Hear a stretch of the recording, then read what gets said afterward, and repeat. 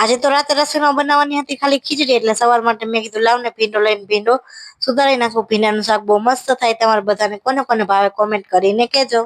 ભીંડાને સરસ રીતે ધોવાનો હતો, એટલે આપણે સરસ ચોખ્ખા પાણીએ ધોઈ નાખ્યું. ને પછી હું ગઈ બહાર તો કેવો સરસ મજાનો ઠંડો ઠંડો પવન હતો. તો પછી હું થોડી વાર ત્યાં ઊભી રહી, અને પવન બહુ મસ્ત હતો, એટલે મેં કીધું લાવો દરવાજો બંધ કરી દો, જોઈ લેવા ઝાડવા કેવા હાલતા હતા. મેં કીધું નકામ પછી ભાંગી જશે, એટલે મેં કરી દીધો તો દરવાજો બંધ કરીને બેસી ગઈ હતી ભીંડો સુધારવા. ઘણો બધો ભીંડો હતો, એટલે મેં જોઈ એટલો જ સુધાર્યો. બાકીનો મેં કીધું લાવ ને શબલામાં ફરીને ફ્રીજમાં રાખી દઉં, પાછો બનાવવા થાય. પછી અમે 3 જણા છીએ, એટલે થોડોક હોય તો થઈ જાય. પછી બીજો મેં ભરી લીધો જબલામાં અને મૂકી દીધો ફ્રીજમાં.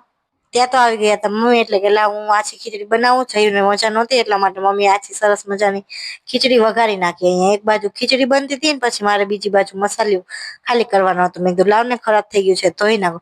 પછી બધા મસાલા કાઢી લીધા અને મસાલી જવા દીધો ધોવામાં. પછી એક બાજુ ખીચડી બનતી હતી, ને બીજી બાજુ મેં મૂક્યું તેલ ગરમ કરવા, કારણ કે મારે તળવાની હતી વેફર. પછી ડબ્બો ભરીને આપણે સરસ મજાની વેફર પણ તરી લીધી. પછી તરી નાખ્યા મરચા તરીને બનાવી નાખી 2-3 રોટલી. પછી સુધારી લીધી કેરી. પછી અમે બધા બેસી ગયા હતા જમવા. વિડીયો ગમ્યો હોય તો લાઈક કરી દેજો. મોર મિની વ્લોગ્સ જોવા માટે ચેનલને કરી દેજો સબસ્ક્રાઈબ. ફટાફટ બધા સબસ્ક્રાઈબ કરી નાખજો.